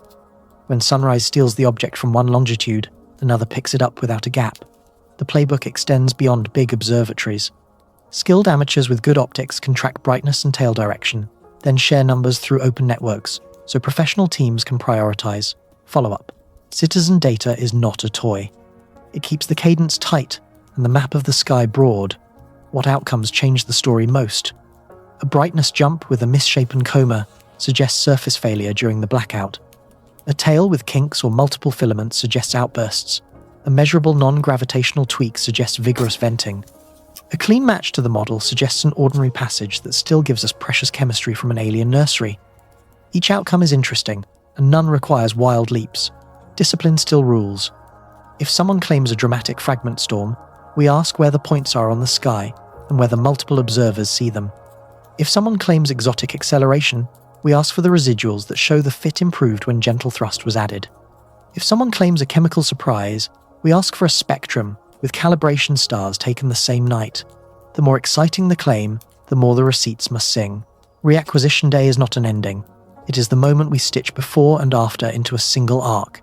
If the arc is smooth, the coincidence week becomes a story about infrastructure, attention, and humility. If the arc has a sharp bend, the mystery deepens in a way that data can actually hold. Either way, we will have traded speculation for measurement, which is the whole point of waiting through glare, with our questions sharpened and our instruments ready. If coincidence taught us anything, it is this. Waiting for luck is not a plan. We need a blueprint that turns fragile stacks into systems that bend without breaking. Not big slogans, small changes that add up. Moves you can implement this quarter, and habits you keep for years. Start with control planes. Separate the watchers from what they watch. Put monitoring on an isolated network with its own identity path and its own time source. Give load balancers skepticism during known incidents, so a burst of false health failures does not eject healthy workers. Pre-stage a warm shadow control plane in a different region that can take over without asking the wounded brain for permission. Think of it as a spare rudder already bolted on. Identity is next because everything waits on yes or no. Issue short-lived local passes that allow limited operation when the central authority lags. Log those uses loudly and cap their scope. Teach apps to degrade gracefully when the answer is late. Read-only modes, delayed writes with clear warnings. Friendly text that explains what is happening in plain words so users do not mash, refresh, and make the storm worse. DNS deserves respect. Run independent resolvers with separate upstreams and separate failure domains. Cache the most important names close to where they are used. Use negative caching rules carefully so a brief wobble does not poison a name for minutes. During chaos, prefer hard-coded emergency records for a tiny set of lifeline services such as Identity Edge and status pages. These are the streets that must stay plowed. Tame retries and timeouts. Add jitter so millions of clients do not stampede at the same second. Set timeouts short enough to avoid zombie requests, but long enough to account for brief congestion. Use circuit breakers that switch a feature off for a breath, rather than hammer a comatose service. Degraded fast is better than perfect never. Data paths need buffers that think. Queue writes when a downstream is sick, and drain them carefully when health returns. Show users what is pending so trust remains intact. For critical records, keep 2 independent routes to storage that do not share control planes. When you cannot commit safely, freeze with dignity and tell the truth. Drill the bad days. Chaos test in production with guardrails, region evacuation practice. Tabletop exercises where you narrate decisions out loud and then rewrite playbooks based on what hurt. Measure recovery not only in minutes but in clarity. Clear status pages, clear incident posts, clear handoffs between teams. When you teach calm communication, customers stay and rumors die. Map your real dependencies in ink. Name the common throats. Global sign, in. Certificate renewal. Central configuration. Payment authorization. Then split them. 2 regions in the same floodplain are not diversity. 2 providers that share the same backbone corridor are not diversity. Choose power footprints, fiber routes, and administrative controls that do not rhyme. Under the sea, think geography before capacity. Land at different beaches run by different teams on different grids. Pair undersea links with a thin satellite heartbeat for command and control during weeks of repair. Teach systems to tolerate longer paths without melting down. Patience is a feature. In space, invest in more angles. Small heliophysics sentinels scattered around the inner system. Coordination with Mars orbiters during conjunction seasons. Coronagraph time tuned to catch modest comets, not only sun, grazers. These are not luxuries. They are the eyes that keep watch when Earth must look away. For the thinking layer, design fallbacks with dignity. Local hint banks for tutors. Template libraries for developer tools. Lightweight on-device models for safe tasks such as redaction and quick classification. Show when a result is cached or approximate. Let users accept, edit, or defer. The goal is continuity with honesty. Security threads through all of this. Seed canaries in identity, configuration, and build chains so chaos as cover becomes harder. Lock down emergency access and set automatic expiry. After every incident, run the audit that checks for ghost changes and publish enough detail that others can learn. Transparency is not a confession. It is a force field. Policy can help without strangling. Set resilience targets for critical providers the way we set reliability targets for utilities. Reward clear postmortems with goodwill and market trust. Encourage procurement that values true diversity rather than checkbox multi-cloud. Fund public instruments that close observational gaps. The benefits spill far beyond any one company. There is a human layer too. Praise teams for removing hidden coupling, not only for shipping features. Make degraded modes a badge of craft rather than a mark of failure. Teach everyone, from executives to interns, to write the first accurate timeline while the event is still warm. Culture is the part of architecture that you can hear. This blueprint is not about eliminating risk. It is about steering it. We will still have mornings when dashboards go red and nights when the sky blinds us. The difference is how those moments feel. With keystones separated, with fallbacks tested, with eyes in new places, the same events turn from cliff edges into speed bumps. That is the work. Add friction in the right places. Make slowness survivable. Keep curiosity breathing through the noise. Circle the calendar. The next 2 months decide whether this story tightens into a neat arc or opens into a stranger map. We are not passengers. We are an observation network with a pulse. Here is how we watch together without getting lost in noise. Start with the sky. 3i Atlas will step out of glare and back into night. The first week matters most. We look for the light curve to rejoin its old track or to jump. We look for a lopsided coma that hints at jets. We look for any shard pacing the nucleus like a quiet moon. If you have a backyard scope, you can contribute. Short exposures, careful notes. Share brightness estimates through the usual amateur networks. Small data in many hands beats one perfect shot. Next, the orbit. Fresh positions feed the math. If outgassing pushed during blackout, the trajectories will show tiny nudges. Astronomers post residuals that measure how well models fit. Watch for that. A clean fit is comfort. A persistent, gentle mismatch means venting mattered. That is not spooky. It is physics with good timing. Now the Sunday solar maximum does not care about our schedule. Stay plugged into space weather alerts. When a coronal mass ejection is Earth-directed, you will see forecasts give a window rather than a single hour. That is normal. If an arrival lands in that window, expect glowing skies at high latitudes, navigation drift, and satellite-safe modes. If someone tries to pin a cloud hiccup to the same day, ask for the fingerprints that real storms leave. Global, not local. Space and ground, not one provider in one region. On the ground, we wait for incident write-ups. Cloud teams publish postmortems when they can. The best ones read like detective reports. Clear timelines, root cause with evidence. What failed first? What failed next? What defenses missed? What will change? Read between the lines, but do not invent a plot where the log does not point. If an incident report mentions identity lag or misrouted health checks, connect that to the cascade patterns we saw. If it mentions intrusion, expect indicators that match what seasoned responders look for. Your skepticism should be calm and specific. Cables under the sea deserve a glance too. Repair ships move like patient surgeons. Operators publish estimated return to service dates. Until a line is back, traffic detours across old corridors. If you notice video a little slower, or calls that feel floaty, it could be nothing, or it could be a long path through a crowded route. The remedy is patience, not panic. The map will heal, and the lesson about true diversity will remain. The thinking layer will file its own autopsy. If you build on large models, read it like an architect. Identity chains, timeouts. Retrees, caching.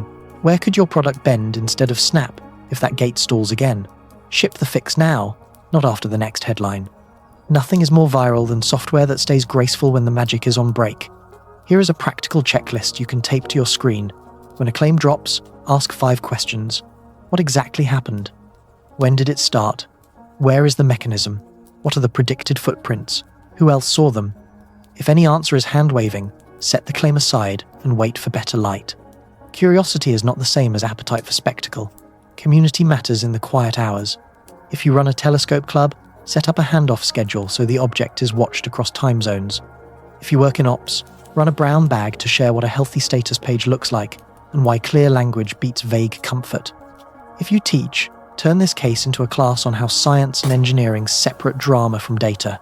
The best antidote to rumor is participation. Keep your heart tuned to the rhythm of patience. Measurements appear in bursts, then nothing, then another burst. During the gaps, people tell stories. Some will be elegant and wrong. Some will be messy and right. You do not need to outrun them. You only need to remember that the sky and the network both operate on clocks that ignore our attention spans. Could another coincidence hit while we watch? It could. You will be ready. You will know how to ask for the path from cause to effect. You will know how to check the order of events. You will know that global phenomena speak to many instruments, not just one. Most of all, you will know the value of waiting for the second and third confirming lines on a chart before you give away your belief. The next 60 days are not a cliffhanger. They are a lab. We get to test whether the world behaved like the simple model or whether it wrote an interesting footnote while we blinked. Either outcome is a win. A clean match narrows the future. A surprise widens it. Our job is to witness without rushing and to fix what we can while we wait. When the images arrive, we will read them together. When the reports land, we will trace their clocks together. When the sun throws another tantrum, we will close the shutters and keep the lights on. That is how a story turns into a practice. That is how a coincidence turns into a checklist. That is how a community becomes a sensor array with a soul. Take one breath and look back at the path we walked together. A cloud region stumbled. A visitor from another star slipped behind the Sunday. Two kinds of darkness overlapped and our pattern-hungry minds tried to stitch them together. We tested the stitches, mechanism first, energy budgets next. Footprints and clocks. The plane reading held, the outage was plumbing, the blackout was geometry.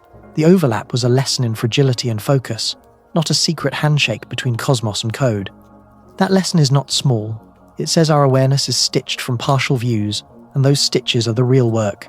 Separate the watchers from what they watch. Give identity a way to limp politely. Teach apps to fail soft and fast. Map the cables under the sea the way hikers map water and shade. In space, add more angles so a single glare does not blind us. On the thinking layer, keep a pilot, light on the device, and a cache of ordinary answers for the dull moments that carry most of the world. It also says, curiosity and discipline must travel together. Ask daring questions, and then make them earn their keep. Could the sun have punched us? Show the satellite wobbles and grid murmurs. Could an adversary have timed a strike? Show the keys, the pivots, the edits that never belonged. Could the comet have misbehaved while we were blind? Show the brightness, the shape, the spectra, the gentle thrust that only gas can explain. When a story arrives without receipts, admire the pros, and then keep your wallet in your pocket. We have a watch list for the near term.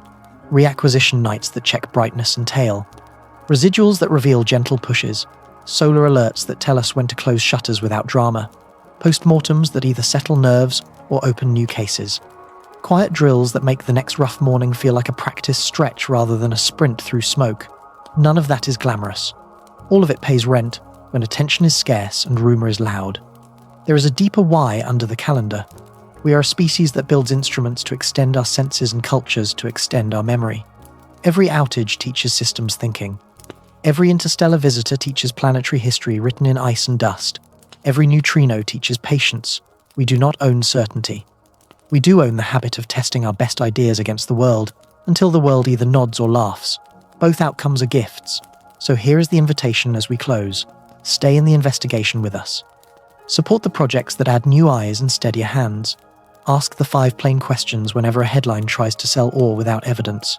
What happened? When did it start? How would a cause travel? What prints should it leave? Who else saw them? Curiosity with brakes will take you farther than certainty on ice. If this journey sharpened your instincts and lit a few fires, join the crew.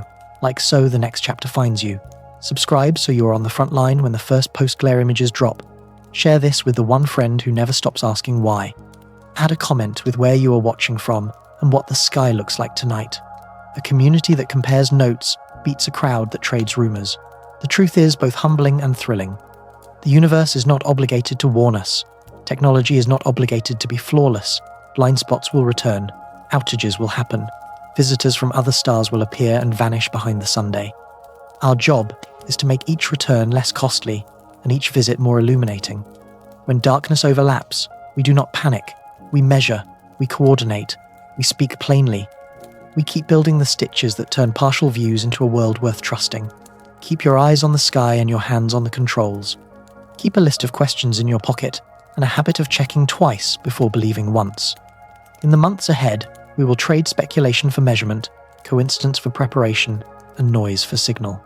That is how we turn a strange week into a wiser practice. We will be here when the images land, when the reports drop, when the sun clears its throat again, when the next visitor nods and keeps going. Bring your curiosity. We will bring the clocks and the receipts. Together, we will watch the fragile future get a little stronger. Take one breath and look back at the path we walked together. A cloud region stumbled. A visitor from another star slipped behind the Sunday. Two kinds of darkness overlapped, and our pattern-hungry minds tried to stitch them together. We tested the stitches, mechanism first. Energy budgets next. Footprints and clocks. The plain reading held. The outage was plumbing. The blackout was geometry. The overlap was a lesson in fragility and focus, not a secret handshake between cosmos and code. That lesson is not small. It says our awareness is stitched from partial views, and those stitches are the real work. Separate the watchers from what they watch. Give identity a way to limp politely. Teach apps to fail soft and fast. Map the cables under the sea the way hikers map water and shade.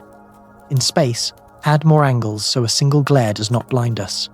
On the thinking layer, keep a pilot light on the device and a cache of ordinary answers for the dull moments that carry most of the world.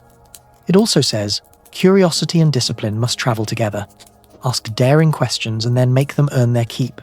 Could the sun have punched us? Show the satellite wobbles and grid murmurs. Could an adversary have timed a strike? Show the keys, the pivots, the edits that never belonged. Could the comet have misbehaved while we were blind? Show the brightness, the shape, the spectra, the gentle thrust that only gas can explain. When a story arrives without receipts, admire the prose and then keep your wallet in your pocket. We have a watch list for the near term. Reacquisition nights that check brightness and tail. Residuals that reveal gentle pushes. Solar alerts that tell us when to close shutters without drama. Postmortems that either settle nerves or open new cases. Quiet drills that make the next rough morning feel like a practice stretch rather than a sprint through smoke. None of that is glamorous. All of it pays rent when attention is scarce and rumor is loud. There is a deeper why under the calendar. We are a species that builds instruments to extend our senses and cultures to extend our memory. Every outage teaches systems thinking. Every interstellar visitor teaches planetary history written in ice and dust. Every neutrino teaches patience. We do not own certainty. We do own the habit of testing our best ideas against the world, until the world either nods or laughs. Both outcomes are gifts.